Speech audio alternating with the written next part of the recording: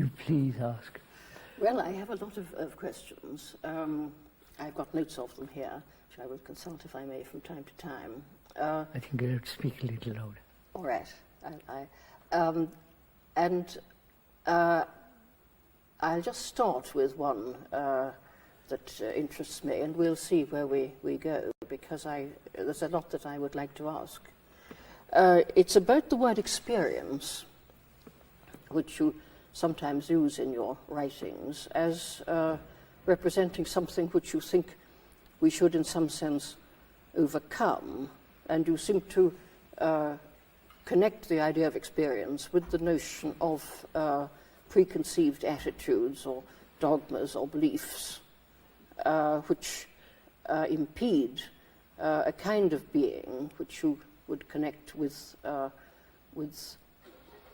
creative present existence.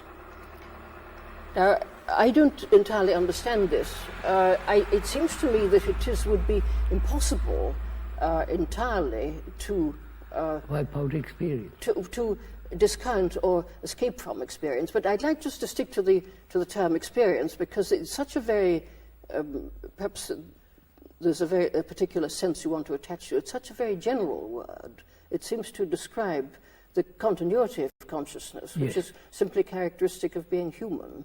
But perhaps you could say something about that. I don't know quite what you mean by experience. One can experience what one desires. You mean imagining it? Yes. And also one can experience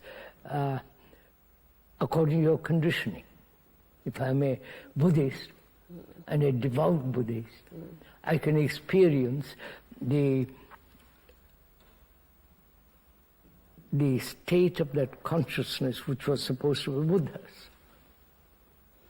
Well, this is a rather special sort of experience, isn't it? Yes.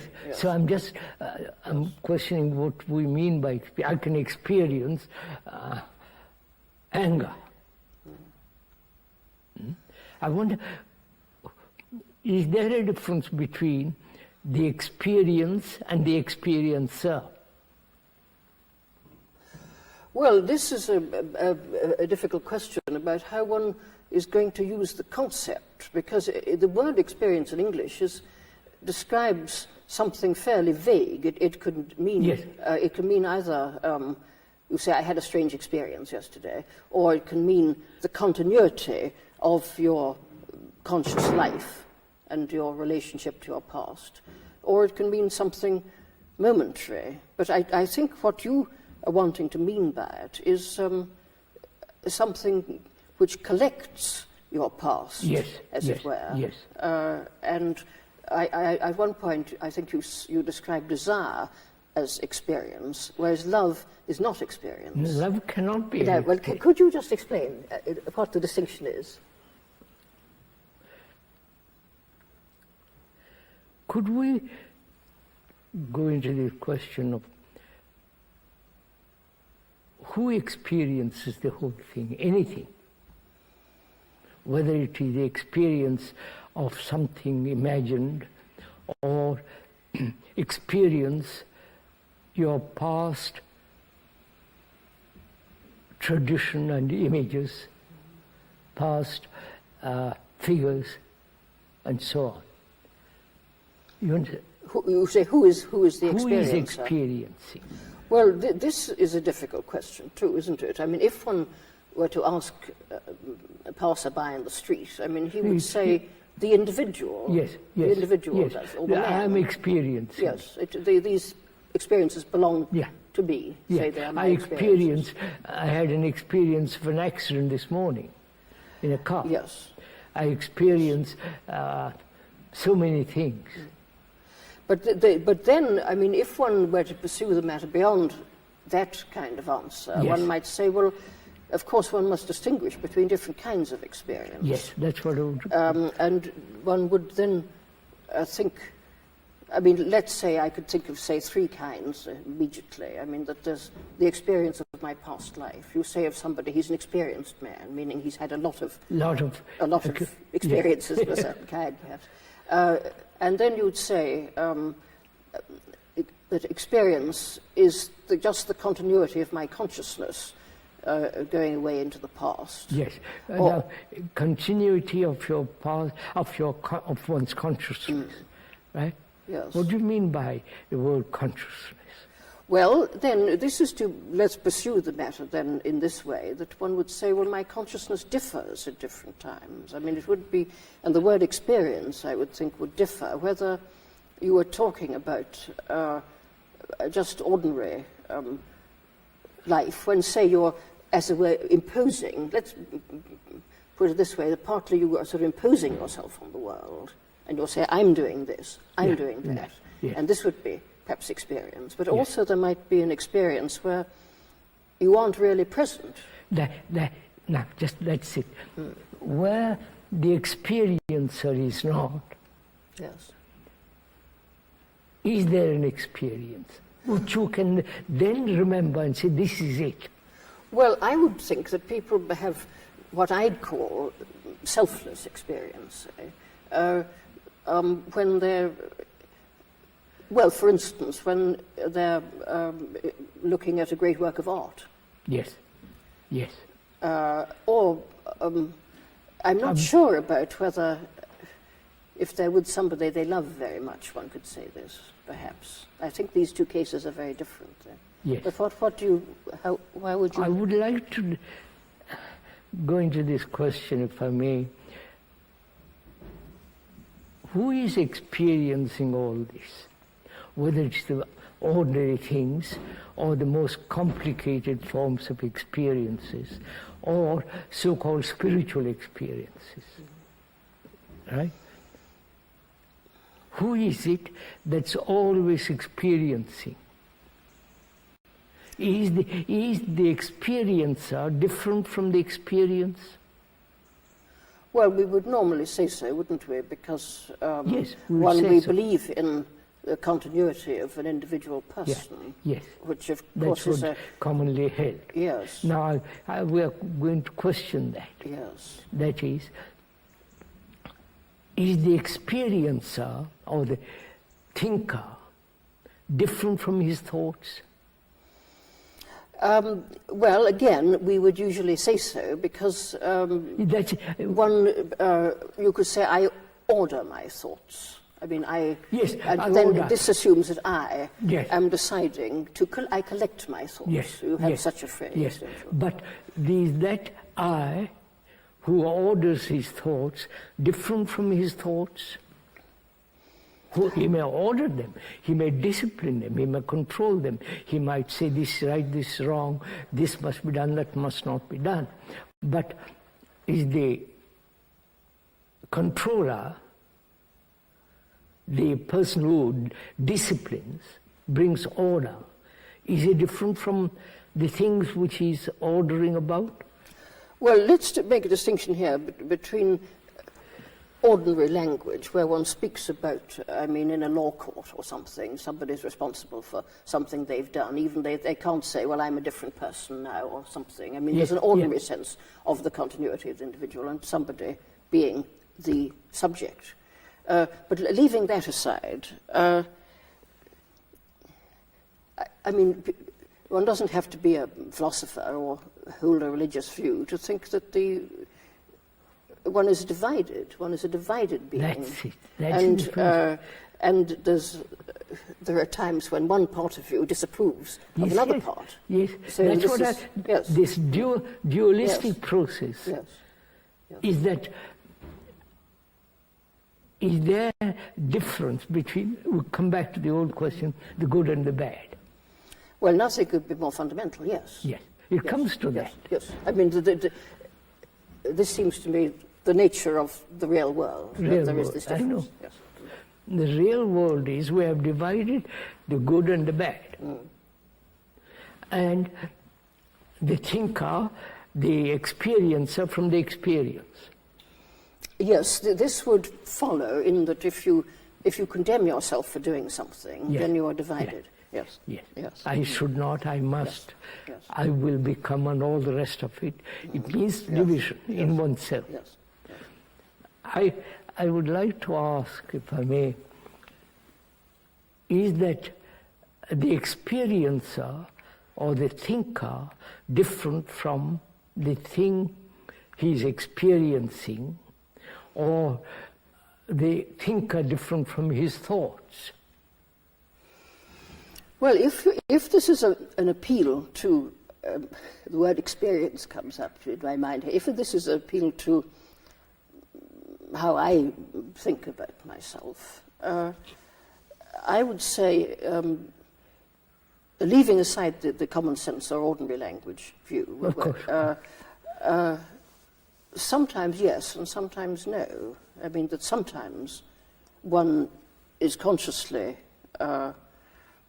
judging oneself, dividing oneself. Yes, yes. Sometimes there's nothing except a single something or other.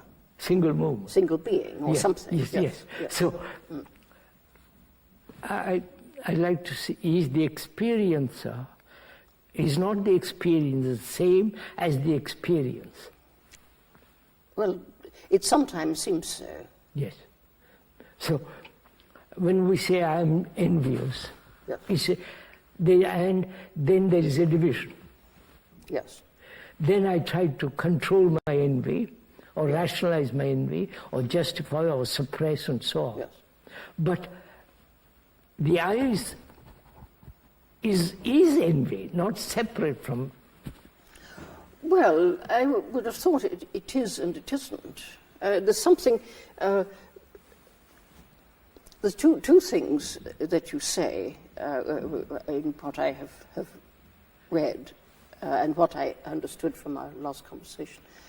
Perhaps I can put it this way: the two things which you seem to me to say, which I don't understand how they connect or harmonize. I mean, one of the things is, I think, that you, which I liked very much. You said that if I think that if I condemn myself, if I think, well, put it this way, if I think that I'm envious, say, well, now the word envy suggests something which is bad, so one wants not to be envious, perhaps.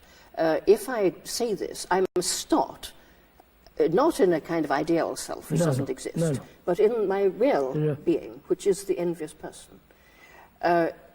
I feel great sympathy with this. But then you also say that there's no process. I mean, that I must be good, not become good. That the idea of becoming good is in some way an illusion. Yes, now, perhaps you could explain. I mean, it seems to me that in the one case you're suggesting that I must start from a goal which is a long way from my conclusion. My conclusion would be to become unenvious. The other way you're saying that there is no process of becoming. So for me, there is no psychological becoming at all. Yes, well, this is what I don't understand, because... We'll have to go into it. Yes. First of all, let's come to this point. We have divided the world and in myself the good and the bad, right? But you don't dispute this. I mean, you don't object to this. I don't refute. I'm just looking at it. Is the bad related to the good, or is the good totally divorced from the bad? They are not related at all. If they are related, the good is still part of the bad. Well, I find, if you're asking me, would I agree with that? I'm not sure. I mean, I think we think about good and bad in several different ways, don't we? We think of bad grading into good, as if it were a spectrum, with good is here, say, and bad is here. Continuity of the bad. Continuum. We also think, I think, of good as being, if we think of it as perfection, being really outside the world altogether. I don't know perfection. I mean the good, being good, whole, good health, good man, good. You know the word good. Yes. Well, let's say good man then. Yes. Is that good part of the bad? Does the good know the bad? Or the bad, or the good is the outcome of the bad? then if it is outcome, it is still part of the bad. It's like a child being born. It's still part of the mother. Well, yes, some people would say that they are opposites which exist in relation to each other. Yes. Yes. Now, I say, are they opposite? Or they totally, they have no relation? Well, there's a very clear difference between a bad man and a good man. Yes. So, in that sense, Yes. They are very different. Yes. On the other hand, in a human being, good and bad grade into each other. And sometimes you don't know which is which. No, that's what I'm questioning. That's what I'd like to discuss with you. I feel, I mean, to me, the good is total divorce from the bad. Like love is not related to hate. Yes, yes, yes. I mean, in ordinary fallen human conditions, of course, love often occasions hate. Of course. Yes, but you say love is not related to hate. You mean that it's an entirely different kind of concept? Yeah, totally. Love has no feeling about hate. It has no relation to hate. Yes, go on. Yes. It is not encompassing or embracing hate. Wait a minute. Let me ask a supplementary question. Would you say the same about love and desire? If we took those two words, yes, I would. You say yes. That Love you regard desire as something connected with psychological becoming. Yes. Yes, and love is entirely something different. Well, now, how does this different thing come to one? I mean, I might say, well, why should it concern me? What am I to do about it? Because, simple enough, there's conflict. If there is conflict, desire always brings conflict. Yes. But love can never bring conflict. Love has no conflict. It has no sense of conflict. Yes, you're using the word love in an ideal sense, which is unusual. I'm using it, say for instance, this is rather, I don't know if you want to go into it. Please. The brain is the entire sense of center of desire, feeling, anxiety, pain, loneliness. You follow? Yes. The consciousness is all that. Yes.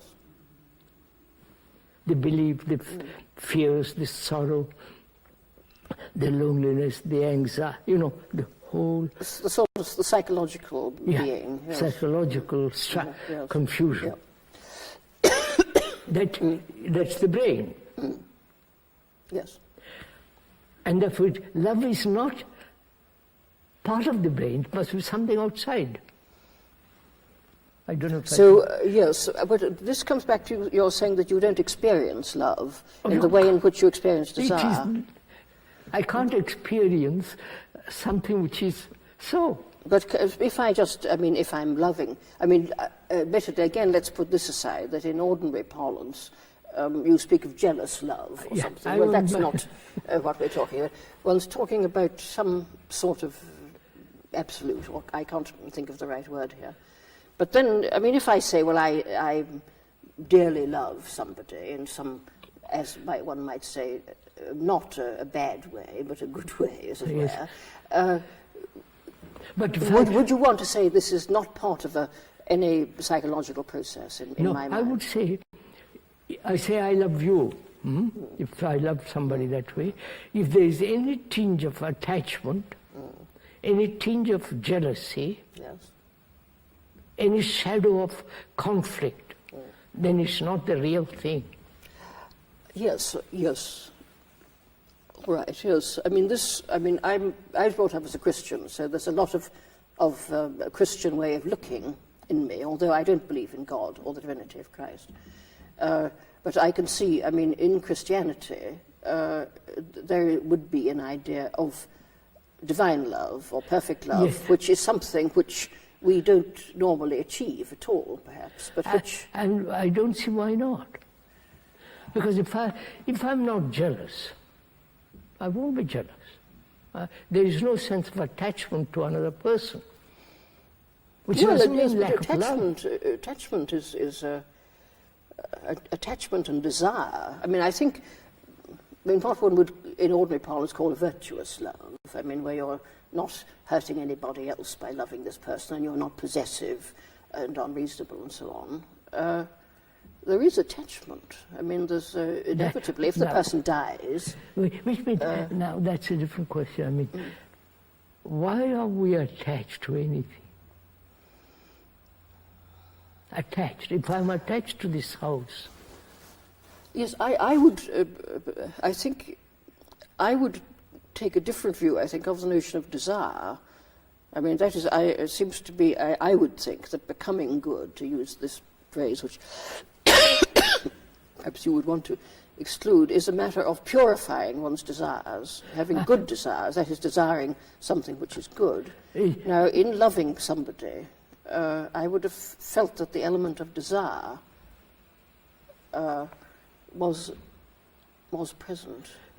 Let's look at desire. What is desire? Well, there are, again, one would say, well, there are low desires and there are high desires. I'm asking, what is the origin, the beginning of desire? Why has desire become such an extraordinarily important part of our life?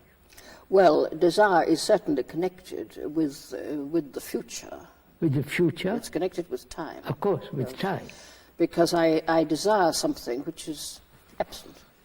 But I mean, let's take examples. I mean, I might desire to be frightfully rich, or I might desire to study a subject and become good at it. I mean, in a situation where there's no reason. Good at piano. Good at, well, let's say, or good at mathematics. To acquire knowledge. Yes, of course. Of this sort. Well, wouldn't this?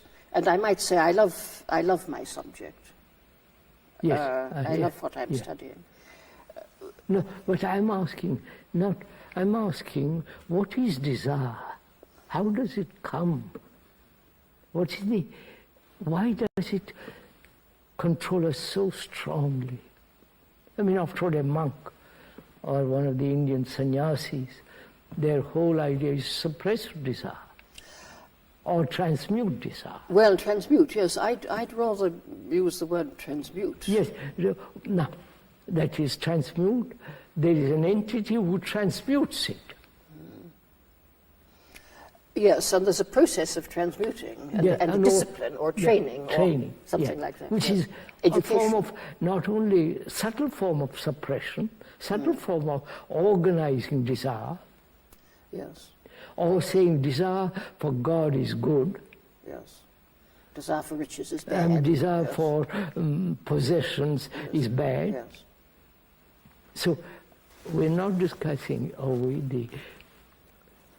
the objects of desire, whether it is God, whether it's power, whether it's to become a rich man or a prime minister. But what is desire? How does it take shape in us?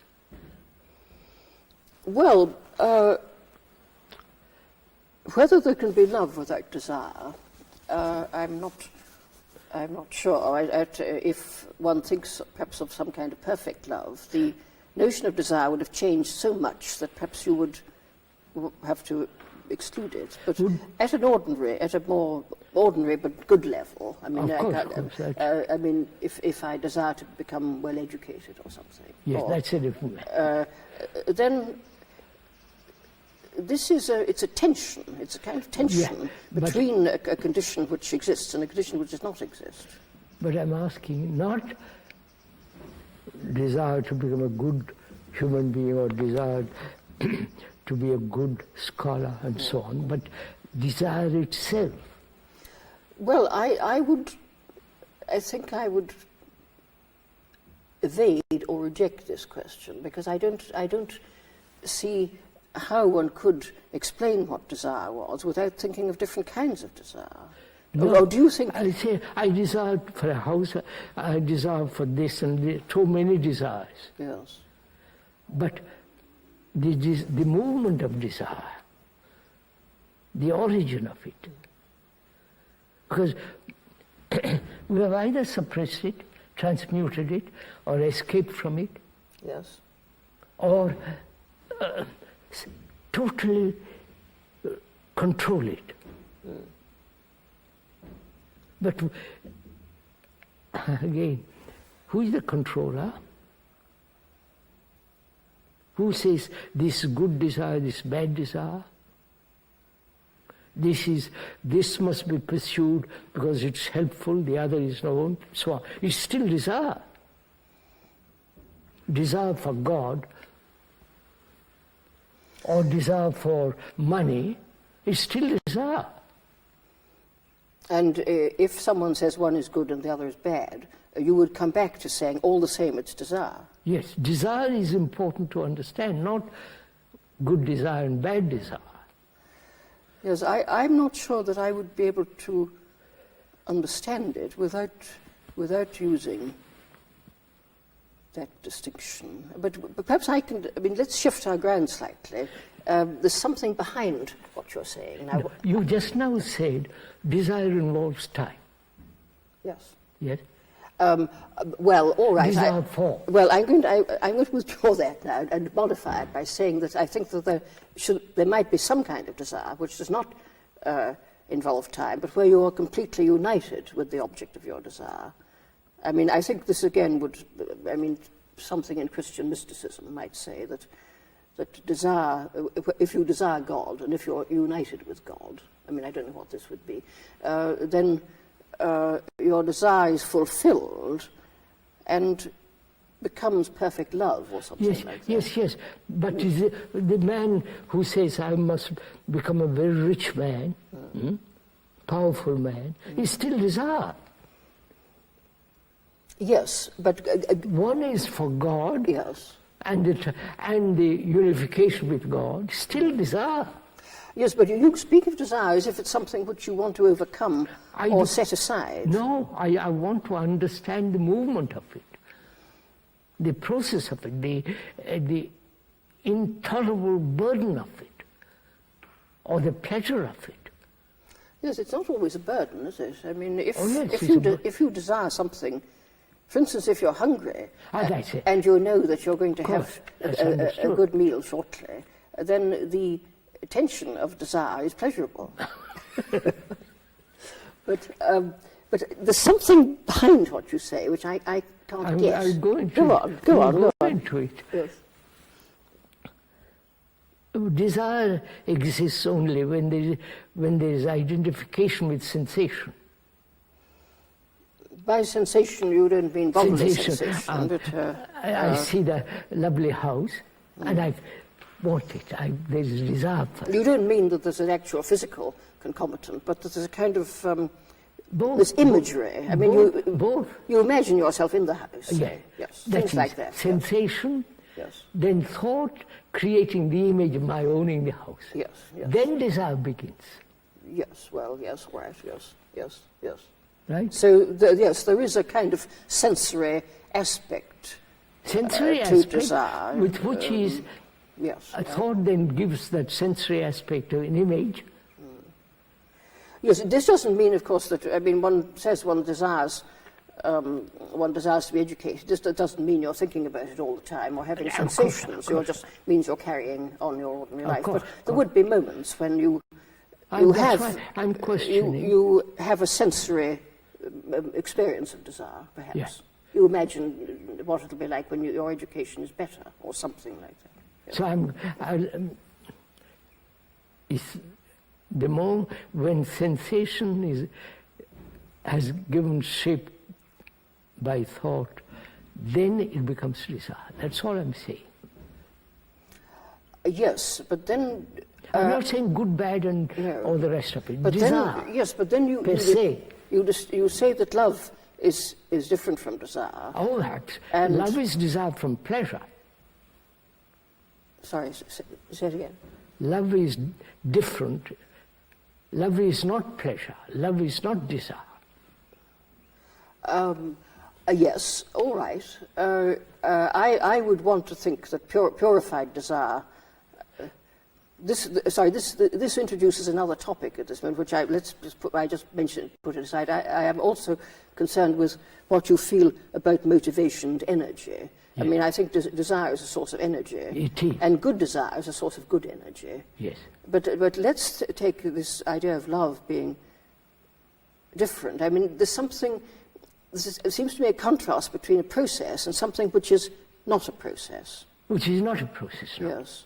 Why not? And you distinguish, you say that there's something like, so use some word like creative being, which is to do with the present. Yes. And you would connect this with the possibility of love and truth. Yes. Whereas desire is something restless, which is restless. Is quite outside. Right. But love doesn't mean it's static. No, static is probably the wrong word here. What would you say? It is alive. It isn't just. It's creative, and it's. And it's not exclusive. I may love you, but I also have this feeling of love. It's not just identified with one person. But the feeling of love is a quite different feeling from the feeling of desire. Naturally. So you're not excluding the sensory aspect of thought. No, wait a minute, let's go into it slowly. Yes. As we said just now, the brain is part of the senses, part of reactions, action, responses, beliefs, faith, fear, all that is the center here, which is my consciousness. The content of my consciousness is all that. God, my knowledge, my failure, my depression, my anxiety, all that is that. Yes. Now, if in that there's a great deal of confusion, contradiction, fears, and all the rest of it, is love part of that? I don't know. You tell me. I personally, to me, it's not. But then, if love is a condition, is a human condition. I mean, it is. There is a state of being, which is love, or creative being, which is love, and so a person is sometimes in this condition. Are you suggesting that at that moment, all the psychological stuff which that person consists of and has collected is somehow absent? Yes. But still, he must know what the object of his love is. No, just a minute. I might love you.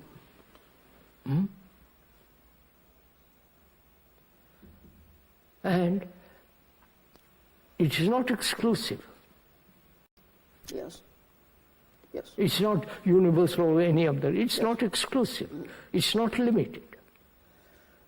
Yes. Though, I mean, in a sense, it is and it isn't, isn't it? Because if one loves a person, you love that person and not another one. But it doesn't mean that you exclude anybody. Anybody, no. No. But still. Love is not exclusive. No, but it is selective, if one could make a distinction. No, that word selective, which then becomes... After all, it doesn't love everybody. I mean, no, wait a minute. Perhaps God does, and perhaps we should attempt to be God. I don't want to attribute love to God or to some But I mean, I'm just ideology. using God as a figure of speech here. No. I mean, that an ideal love, perhaps, would embrace I wouldn't even everything. use the word ideal. I don't know. Yes. I strongly object to ideas. Yes. Go on. Ideals Yes. and all that Yes. kind of thing. I see definitely love has no relationship to hate. Love has no relationship to jealousy. It is not attached. Yes. It's not desire. It's not pleasure. But, I mean, to ask very, very simple-minded questions, I mean, in the life, let's say that you're interested in another person. I mean, after all, people come to you. I mean, I am coming to you. I care. Yes, but I ask, well, do you think there are certain times in one's life when one is one's difficult to find the word here. When one is expressing or being love. Yes, that's... but should this be every moment of one's life? In every I'm moment not of sure, one's life? madam. I'm not at all sure it cannot be all the time there. Yes, good, yes. Yes. And you think... You see that... Can love exist where there is self-centered interest? That's the real question. No, it would be imperfect love. But No, let's leave out imperfect love is not love. All right. I mean, when there is self-interest, can the other exist? Obviously cannot. Because the self-interest is very, very small. Well, you won't let me use the word perfect or ideal, but I'll use love in your sense then. All right. Love then excludes self-interest. Where there's self-interest, the other is not. Yes, but look, then, you see, something that I very much want to find out, and everybody wants to find out, is how to change. How to change. Ah, well, that's... How to become... Well, it's connected with this. No, wait a minute. Because... No, wait a minute. This is a really interesting question. How to move out of the situation of being envious. I am envious. Yes. There is no difference between I and envy. I am envious. Yes. Envy is me. Yes, as we were saying earlier, that the person is the envious person. Envy is me. I cannot act on envy. Because it's me. Yes, but you could become less envious. I know, that's not, but it's still me. Go on, yes. Go on. Right? So there is no question of suppression, transmutation, or escaping from it. It's me. What do I do next? Now, wait a minute, I'm going to... If it is me, I watch it. Yes. I watch it very, very carefully. Watch it. Not try to act upon it. So there's a you who's watching the envy. No, watching is no, there is no you. When you're watching a bird, there's no you, you're just watching the bird. Well, watching a bird is quite different from... That's just it. So the other kinds of watching. Of course. Can I watch? Is there a watching without the word? Watching without a condemnation? Just watching, or agreeing, or rejecting, or resisting. Well, there can be such watching, yes, it's difficult. But I mean... Well, wait a minute. We've got this envious person, or oneself, one is envious. Then one is aware of the envy. One watches it, but just watching. Watching. Or being it, if you like. Put it another... consciously being your envy. Would you accept that form of words? You are envy. Yes, so, but you're consciously... I mean, when you enviously do something thoughtlessly, you're not watching it, you're expressing it. But then there are moments, perhaps, when you're that's what I'm saying. It's like you're attending to it. Look, you're watching a precious, intricate jewel. Yes. Then you're looking at the extraordinary delicacy, the bright light, and the beauty of the jewel. Yes, yes. Yes, in this case you're looking at envy. Envy. I'm doing exactly the same thing. Then I see the whole movement of envy, which is comparison and so on, so on, so on. Yes, yes. So I watch it without any thought interfering with my watching. Yes. That requires a great deal of attention. Yes. Not concentration, real attention in which the self is not. But are you not making a judgment? No. You're watching without judgment. Oh no, I have no value. I don't say you must or must not have envy. It's immoral or anything of that kind. These human beings have lived with envy for thousands of years. But then is not the result of this attention that your envy disappears? Watching with attention. Watching is attention. Yes. Yes, I like the word attention then. You attend in, you would say, some non-evaluating way. You're not making a moral judgment. No, and you're not saying, I ought not to be envious. No, that would be true. But it is not, I wouldn't say the purpose, but certainly the result of this attention, that the envy dissolves. Yes, attention, because in attention there is no self at all. Yes, good. Okay. I mean, I understand this state of being. Which you can watch it, you know. Yes, but then... it's great fun. Is not this then... I mean, this connects with my question about how do I change. This is what we're saying. Yes. Well, is not that then this is, if you like, to use old-fashioned language, a spiritual discipline? No, I know you don't like the word discipline either. I don't like the word discipline. No. All right. Because discipline means really to learn, not to compartmentalize, pursue. To learn watching. Not memorize watching, but to see the whole implications of envy, comparison, all the rest of it. And this state of attention would be something which, supposing somebody says, or I say, why not me, but does this happen only when you're meditating, for instance, no. to use a word which you yourself use, or should it happen all the time? All the time. If you're watching, that is, you don't let a single thought slip by without knowing what it is.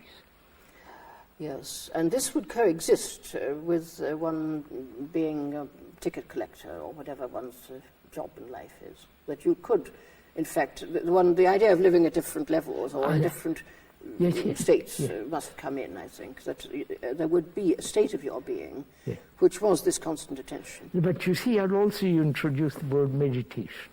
Yes, well, it is a word that you use yourself. I know, yes. I use that word, but you see, meditation is a very complex business. Yes. But it's not...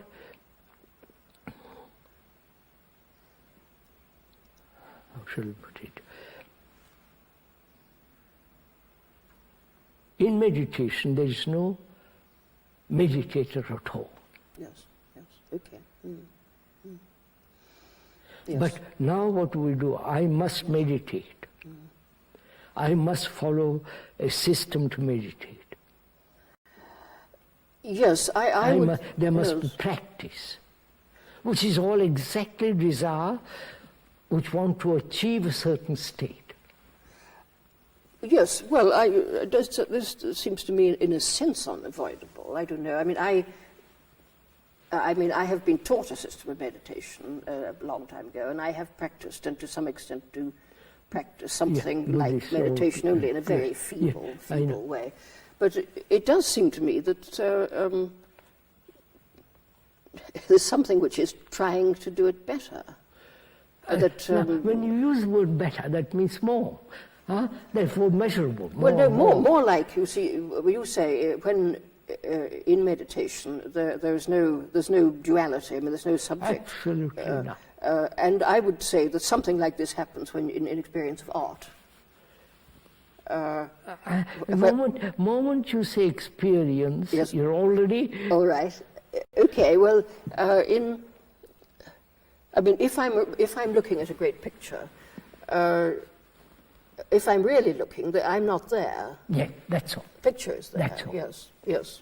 When you're really looking at something, there is the absence of the self. And this would be an image of love too, wouldn't it? But that you wouldn't be there. Therefore, there is no image in it. Yes. There is no image in love. Of course not. Image isn't put together by thought. Yes, I think that in a certain way of loving, unselfish love. This is difficult to talk about because love happens in time, and you have to struggle and think and plan and do things for somebody you love. But you would be really selfless in all that you're doing. There'd be somebody there who's doing the things, but the self would not be present. The object of attention would be present. That's why. But it seems to me you have to try. I mean, you give me the end, but not the means. No, wait. Let's look at it. Go on. Let's look at it. The means is the end. There are not the two are not different. Sorry, may I just quote a remark made by Kafka to the effect that there is no way, there is only the end. What we call the way is just messing about. Yes, you would agree with this? Yes. Yes, I think, I mean, I see and I don't see, as it were. No, but let's begin. Go on. Yes. Let's try something else. Yes. You see, change implies future, as you pointed out, right? From this to that. Yes, and imagining a future. Yes, the future. Yes. What is the future? The future is... Go on. Yes. The future is a continuity of the past, modified through the present. It's a movement. Yes, all right. Yes. Right? Yeah. So the future is in the present.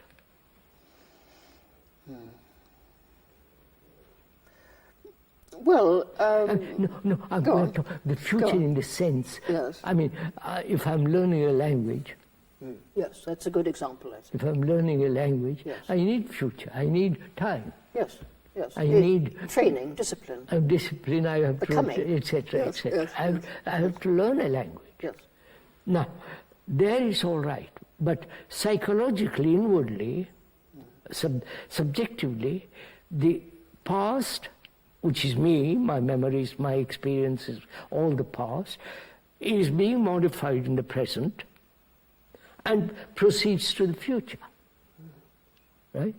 This is the whole movement of our evolution, of our psychological well-being or not well-being, and so on. Yes. So the present is in the future because what I am now will be what tomorrow. Unless I change now. Right? Yes. So the present contains the past, the future is now. Right? Yes. The present. Yes. Now, the present is what I am. In a sense, there isn't anything else. But go on, yes. That's what I am. Yes, go on. My memories, all that. Yes. And there is no future unless I continue. Is there an end to that?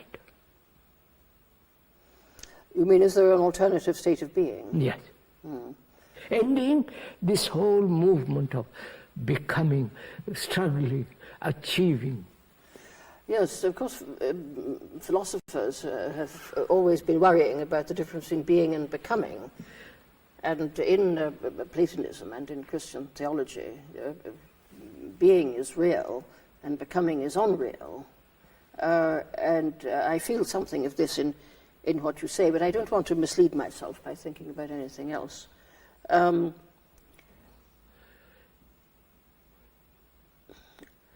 I mean, I'm trying to picture what you are speaking of would be like. I mean, that one would, let's say you're spending your time learning a language, and you don't know the irregular verbs today. Next week you will know the irregular verbs. And this is human life and unavoidable and proper and quite right that you should learn the irregular verbs.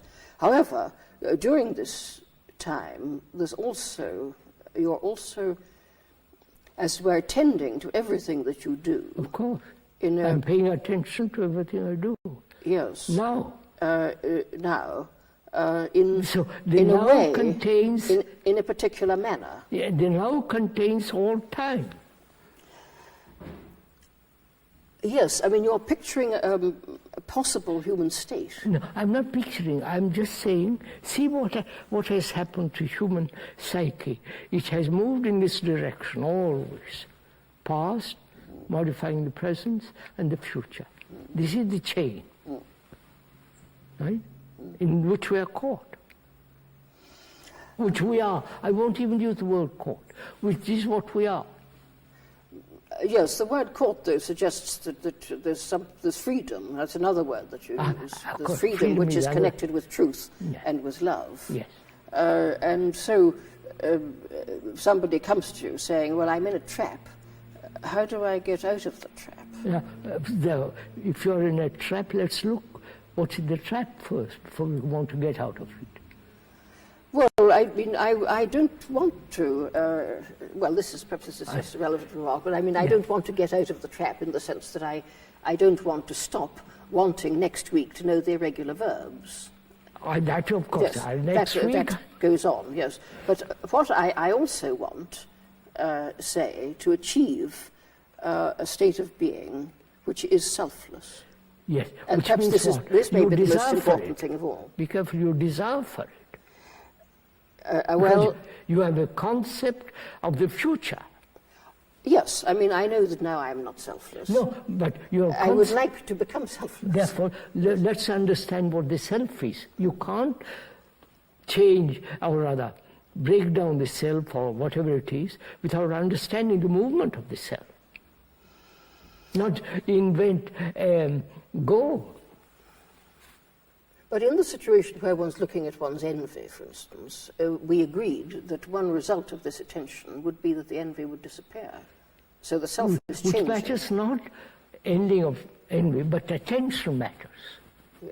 But supposing I just attended to my envy and went on behaving enviously, but with complete consciousness of what I was doing, would that be a good state? Then you see, good. You being conscious that there's still part of the self. Well, one's not postulating a kind of... one's not, I think, postulating a condition which is totally unlike the human condition.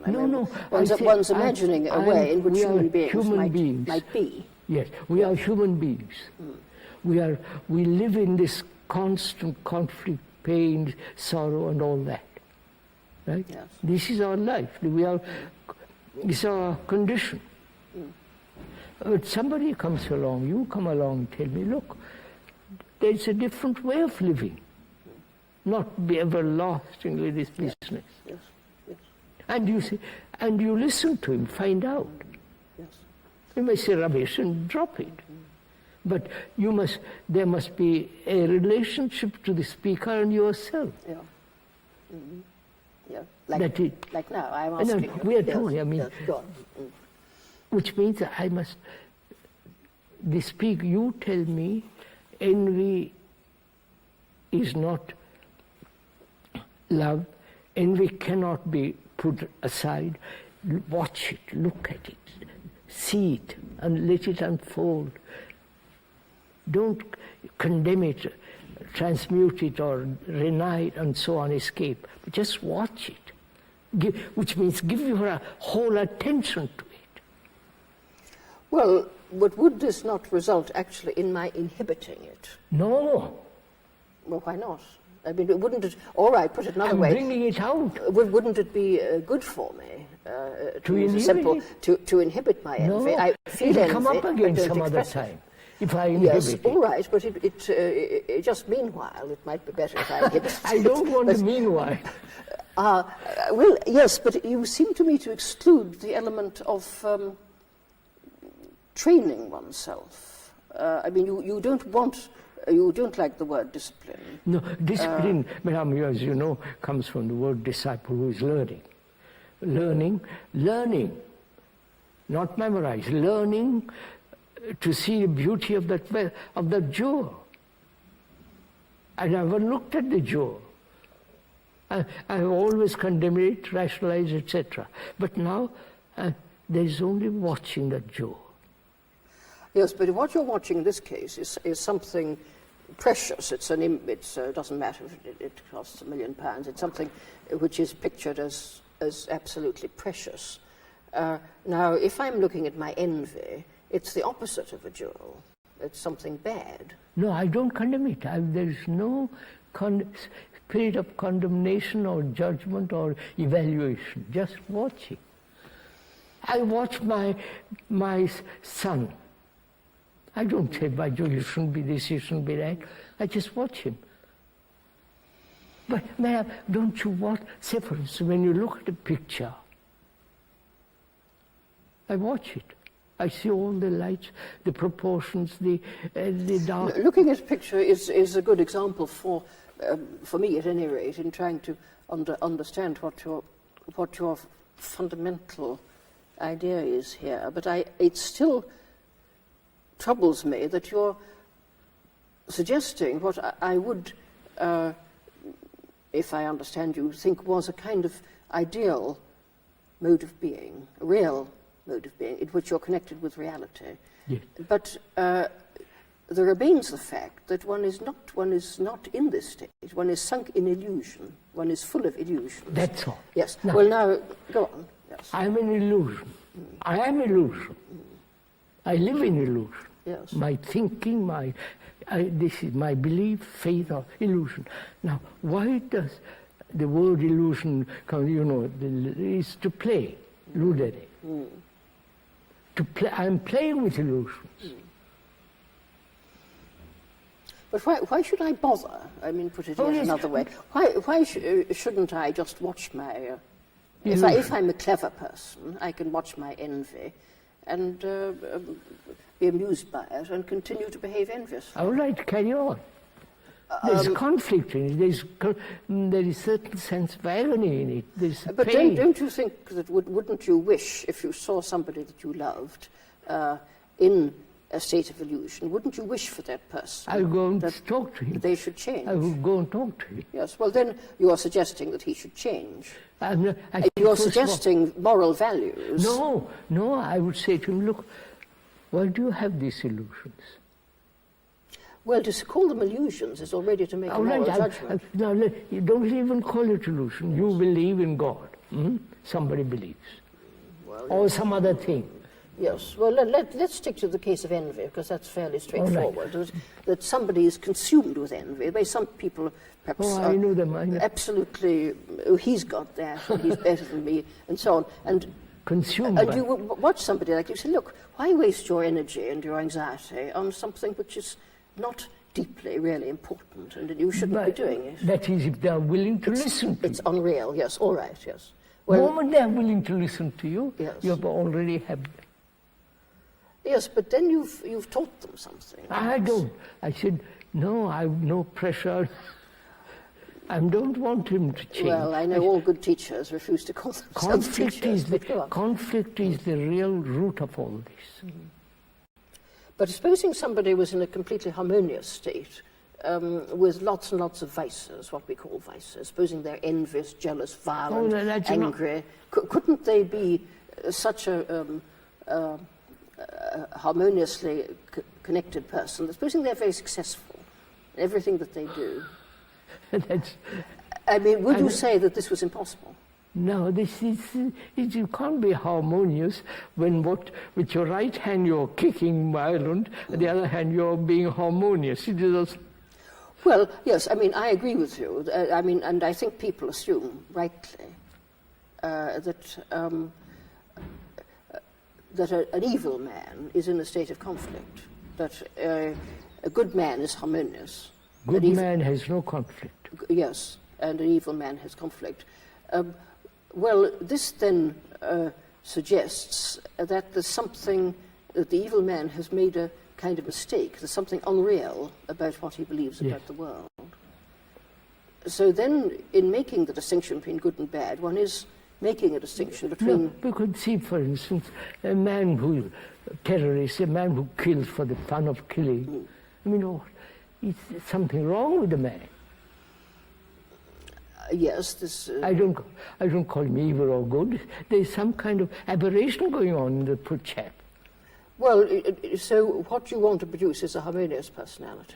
Yeah, I want to produce, as long, is it possible to end all conflict within oneself? That's the real root of the question. All conflict. And you'd be prepared to drop the words good and bad then? And use the words harmony? And disharmony. In that sense. Yes. I wouldn't use harmony or disharmony because moment when there is no conflict, you are whole. There's a holistic way of living. Yes, but still you're still talking about good and evil in the sense in which we normally understand them. You speak of the terrorist, say. I mean, let's picture a very bad man, not just an envious man, but a very evil man, somebody who's cruel. Yes, somebody who kills. Then one would want this person to... if you will listen, if you will change, so much the better. But they generally don't listen. Well, I think we're reaching the end of our rule. Yes, we've reached the end. Perhaps we've reached it. Well, I think I'd like to go on with this. If Will you like to go after lunch? Well... Would you like to go on? It's now called... Yes, perhaps we have to stop. Yes, lunch, and then perhaps after lunch... Perhaps we could briefly go on after lunch. Right. That's right.